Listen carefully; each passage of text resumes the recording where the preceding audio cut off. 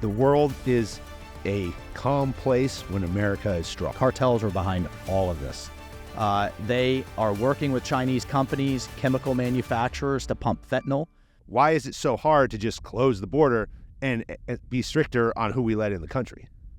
Well, I can't get inside the president's head. He said for the last 3 years that he needed additional legislation, but then just in the last week, he finally took an executive order in his own power to at least partially close the border. I still disagree with it. I mean, if you're looking at 2,500 a day, I mean, you're almost 1 million a year still that they're letting in, unvetted, from over 170 countries, many of them human trafficked. About 40% of the girls and women are sexually assaulted, raped, and sold into human trafficking, which is just heartbreaking to me. And then the strain on our resources with upwards of 12 to 15 million people just in the last 3 years is truly disheartening.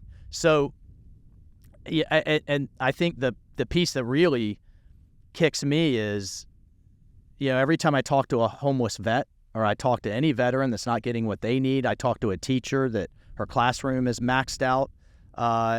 Those are resources that American citizens should be having. And then finally, former Navy SEAL Congressman Dan Crenshaw and I introduced the legislation to authorize the use of military force on the cartels. The cartels are behind all of this. They are working with Chinese companies, chemical manufacturers to pump fentanyl that are killing over 100,000 Americans a year. They're making billions off of human trafficking. If you changed out the names Sinaloa and Jalisco with ISIS and Al-Qaeda, it wouldn't even be a debate. However, I am not advocating, as the media has spun it, for sending the Marines to Mexico City. We're talking give law enforcement space assets, drone assets, offensive cyber assets. We can start interdicting their communications, interdicting their bank accounts, putting them on the back foot.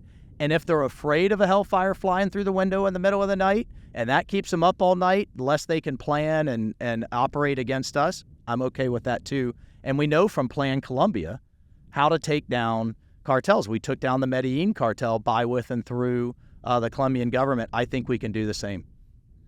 Last question. Yeah. I want to ask you about the next 6 months. We've got a very polarized populace between a split of the parties. Right. We have President Biden going to be facing it against President Trump again.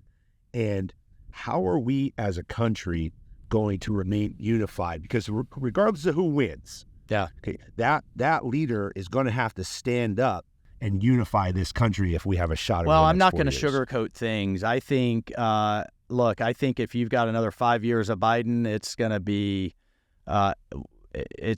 not only horrible for the country. I think what you're seeing around the world right now is what a world looks like when deterrence starts crumbling and the order that our forefathers put in place post-World War II starts seriously eroding. If President Trump wins, I think the progressive left is going to, frankly, kind of lose their mind. But to answer your question, how do we come together? I think President Trump says it absolutely right. Our success will bring us together. When we have an economy that is booming, when we have crime that's under control, criminals are being prosecuted, a border that is secure. And if you just look at the Middle East, when you have ISIS on their back foot, Iran is broke, and the Abraham Accords are breaking out with Israel, that kind of success is unifying. And I think what you're seeing in this campaign is, do you want to go back to 4 years of a booming economy, secure border, and crime under control, and a world world without wars, or what we have now? I think the contrast is very clear, but regardless, success ultimately will be the unifier. Yeah. Well, I would argue that we have no choice but to succeed. That's right.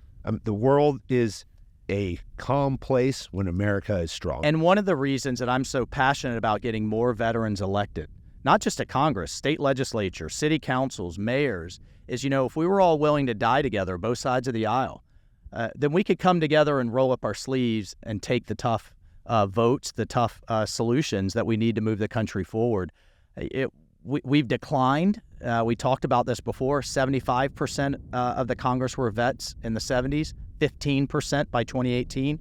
We've increased that now back up to 25% and climbing. So all you vets out there, you're not done just because you went downrange and came home, you don't get to sit at the bar at the VFW and tell war stories. We need that mentality of accomplishing a mission and coming together, leadership, discipline, followership, teamwork. We need it back in our national leadership. And I think as a society, I want to get us back to national service.